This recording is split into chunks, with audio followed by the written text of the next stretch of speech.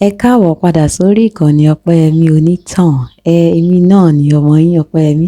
Mo mọ̀ pé ó ti ṣe díẹ̀ tẹ́ ti rí mi bí. Mo fẹ́ dúpẹ́ lọ́wọ́ ẹ̀yin tẹ́ subscribe sí channel mi, tẹ́ subscribe sí ìkànnì yìí. Ọlọ́run á máa wà pẹ̀lú yín. Gẹ́gẹ́ bẹ́ẹ̀ ṣe mo gbé borùn yìí náà ni mo máa ń gbé kiri, àmọ́ iṣẹ́ lẹ́nu jọ́ mẹ́ta kò jẹ́ kí n ráyè gbé borùn kí n gbé fìlà. Eléyìí tí mo mú wá tó ń jẹ́ pé ó ń gbóná fẹ̀lifẹ̀li lọ́wọ́.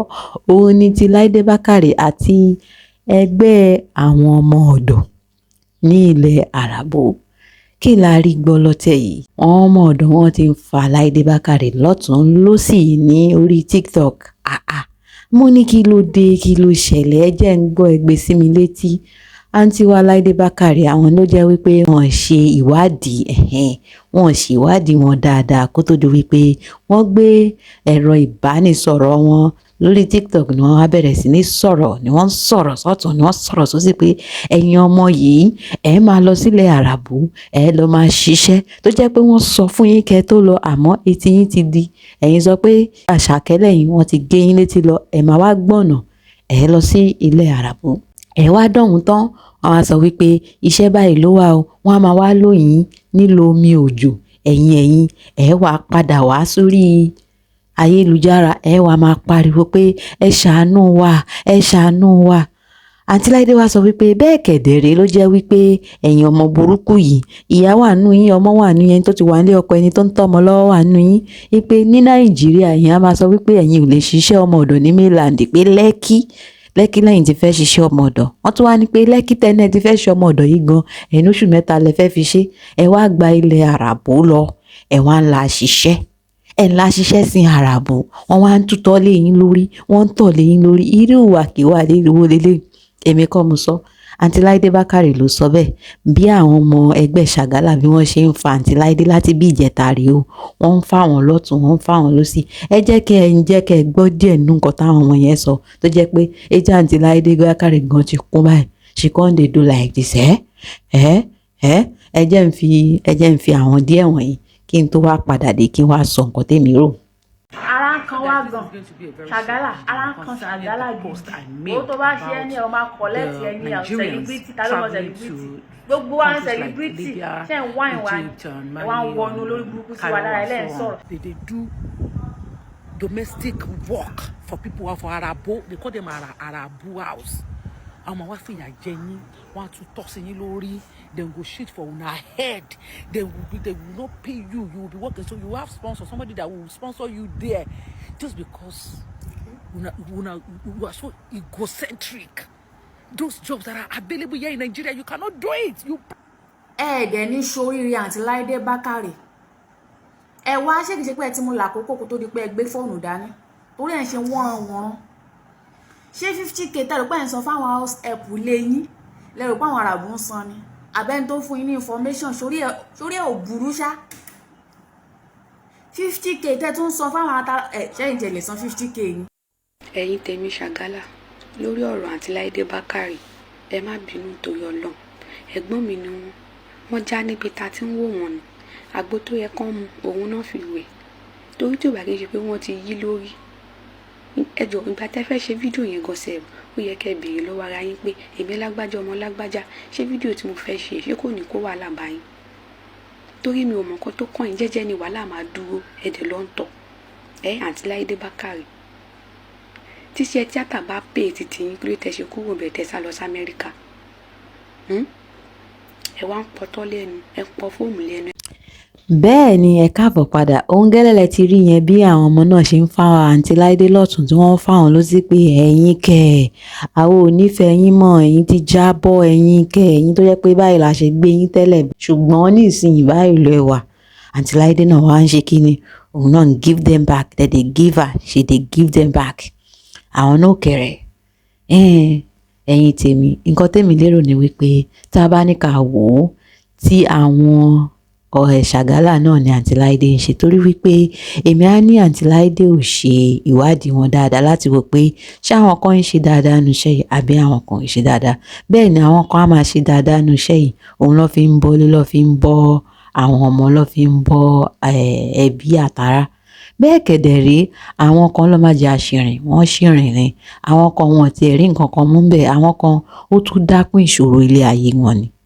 bẹ́ẹ̀ ni àwọn tó wá dákún ìṣòro ilé ayé wọn yóò dàbí pé àwọn ni àǹtí Láìdé rí tí ó fi wá ń sọ pé kí ló ń ṣẹ̀yìn èèyàn wa yìí pé tẹ́ ẹ lè jókòó lé kí ẹ ṣe àwọn nǹkan báyìí tó fi wá jẹ́ pé ilẹ̀ àràbò lóòótọ́ ní tábàwò gbogbo nǹkan la fi ju àwọn àràbò lọ ṣé lọ́pọlọ ni ṣé ká ṣiṣẹ́ ni gbogbo ẹ̀ la fi jù wọ́n lọ ṣé àwa ọmọ níbi níran ló yẹ ká wá bá ń díẹ̀ àmọ́ torí wípé àwọn ọmọ wa àwọn obìnrin wa a nífẹ̀ẹ́ kí a ṣiṣẹ́ bẹ́ẹ̀ ni bẹ́ẹ̀ làwọn ọkùnrin wa náà kò sí ibi tẹ́ máa dé lágbàáyé tẹ́ ní bá Nigerians ń bẹ̀ àwa máa ń ṣiṣẹ́ takuntakun ni nígbà tí wọ́n máa ń sọ máa ní owó gbẹ kó kì í rùn òun làwọn ọmọ ọ̀dọ̀ àwọn tó ń ṣiṣẹ́ ọmọ ọ̀dọ̀ yẹn ni wọ́n wò ipe owó gbẹ kó kì í rùn instead of kí wọ́n máa bá mi sùn kiri àbí kí n máa ṣe ránu kiri ìyẹn ní Nàìjíríà wa ń bẹ̀ wọ́n wò wípé kí àwọn bá ẹ̀sìn àwọn sọ̀rọ̀ kí àwọn lọ sin ẹlòmíì ní ìlú ibòmíì kò wá yẹ kí a totally cancel them kò yẹ kí a totally sọ wípé nǹkan tí wọ́n ń ṣe ò dáa bẹ́ẹ̀mi ṣe rí nìyẹn so àǹtí Láìdé ò rí apá kejì àmọ́ ní ìsìn tí wọ́n wá padà rí wípé àwọn kan ń ṣe dáadáa nídìí iṣẹ́ yìí àǹtí Láìdé náà wá ṣe kíni ó padà bẹ̀bẹ̀ kíní ẹ̀bẹ̀ wọn lélẹ̀. But kí ló wá fẹ́ búnú yẹn? I don't understand because I saw a lot of reactions. Number one, I'm grateful for people that took their time to explain that. In fact, I saw a comment. Someone said her or he or she, I can't remember now, as much as 800,000 Nigerian money every month. Some, really came through with their stories by explaining that it's far better there when they change the money into Nigerian currency, that it's better and it pays off. And some actually talk about the fact that they have good bosses, that way they don't have problem, that their bosses treat them fine, treat them so good. And some complain about it. So what's the big deal if some people are complaining and they seek help and they couldn't get help and we are trying to help them down back to Nigeria? And for somebody like us, it was because I'm working on it and I don't know much. But the only question that comes to my head is, a ball. But she be domestic work open now in Nigeria. With the more bush man scarce to to bá fẹ́ mọ̀ ní táwọn staff ẹ̀ tí domestic staff ilé ẹ̀ bá lọ kó tó rí replacement wàá ṣe kó tó jẹ. So it's normal kéèyàn wò wípé but ṣé iṣẹ́ iná kọ́ làwọn ẹlòmíì lọ ń ṣe níta ni. Pé iṣẹ́ ìjókòó lọ ń ṣe in other countries ni. Àdẹ̀gbó oríṣiríṣi stories. So which one is that's some bad mouth people. Ẹ̀yin kan ẹnu yín bàjẹ́ gan. Mo ṣe mo rí táwọn ṣe máa fi ń like comment section ni. Ṣé wá rí àǹtí Láìdé ti bẹ̀bẹ̀ bó ṣe ọba àǹtí Láìdé ṣe wá bẹ̀bẹ̀ tó mú tó wà ó pa ṣé wọ́n bẹ̀bẹ̀ ni àbí wọn bẹ̀bẹ̀ torí wípé àǹtí Láìdé náà jẹ́ kí àwọn ọmọ Ṣàgálà bí wọ́n ṣe ń pè wọ́n àwọn ọmọ ọ̀dọ̀ yìí kí wọ́n nísinmi torí òun náà ń ṣe kí ni ó ń fún wọn back to back ló ń reply ló ń dá wọn lóhùn padà pé sí ọ̀rọ̀ yín rèé gẹ́gẹ́ bí ṣe wá rí àǹtí Láìdé ó dáa pé wọ́n fi àǹtí Láìdé ń fi wọ́n ṣe yẹ̀yẹ́ ni àwọn náà dẹ̀ rí wọ́n sọ wípé àwọn ò ní gbà àfi tí wọ́n bá block àǹtí Láìdé lórí TikTok ẹ má wàá jẹ́ ká ṣe bẹ́ẹ̀ àtọ̀tún àtòsí ẹ jẹ́ ká wò wípé tìyín náà ni àǹtí Láìdé ń ṣe ẹ má jẹ́ àbínú sí wọn tán ní ilé ayé yìí kò sí bí ẹ̀dá ṣe máa wà tí ò ní máa ṣe mistake tí ò ní máa kí ni mistake in Yorùbá ẹ má bínú kò sí bá a ṣe máa wà tá à ní máa ṣe mistake so àǹtí Láìdé ti ṣe mistake nìyẹn pé wọn ṣèwádìí wọn dáadáa kí wọ́n tó sọ̀rọ̀ nínú ọ̀rọ̀ tí àǹtí Láìdé sọ nígbà tó sọ pé òun bẹ̀bẹ̀ àwọn náà padà sọ wípé kí a padà wálé kí a invest kí a ṣe àwọn nǹkan mèremère sí Nàìjíríà gẹ́gẹ́ bí iṣẹ́ àgbẹ̀ àti sá fún rẹpẹtẹ ní ilé tó fà kí ó jẹ́ wípé kóúnjẹ máa wọ́n ní Nàìjíríà ní ìrònú tèmi nǹkan tí mo rò nìyẹn àǹtí Láìdé ò sọ̀rọ̀ débẹ̀ torí wípé a ti sá kúrò ní iṣẹ́ àgbẹ̀ yìí àwọn tí wọ́n wá ń ṣiṣẹ́ yẹn wọn ò pọ̀ so oúnjẹ tí wọ́n ń produce tí ó ń jáde kò pọ̀ tó àwa táwa nílùú eléyìí náà fa kí oúnjẹ wọn àwọn ìjọba wa náà wọn ò ran àwọn àgbẹ̀ yẹn lọ́wọ́ láti lè lo irinṣẹ́ ìgbàlódé láti lè fi dá àwọn oko yìí gbogbo ilé náà pẹ̀lú nǹkan tí oúnjẹ fi wọ́n tí gbogbo nǹkan fi wọ́n ní ìlú wa a máa bẹ̀bẹ̀ fún àwọn ìjọba wa náà kí wọ́n ràn wá lọ́wọ́ lórí àwọn nǹkan kan gẹ́gẹ́ bá ṣe àwa náà tá a ṣiṣẹ́ lájò náà ẹ jẹ́ ká máa rántí ilé ká máa wò pé ilé làbọ̀ sinmi oko kò sí bá a ṣe fẹ́ ṣe tó lájò tó jẹ́ wípé a ní gbé ṣáájú náà làwọn làdúrà wa pé ká kéré oko délé. Tá bá wá ń kéré oko délé ká máa rántí wípé nǹkan tá bá máa ṣe tẹ́lómi náà máa jàǹfààní nínú ẹ̀ kò ní jẹ́ pé fún ara wa nìkan. Ìyẹn lèmi rí lápá ibẹ̀ yẹn.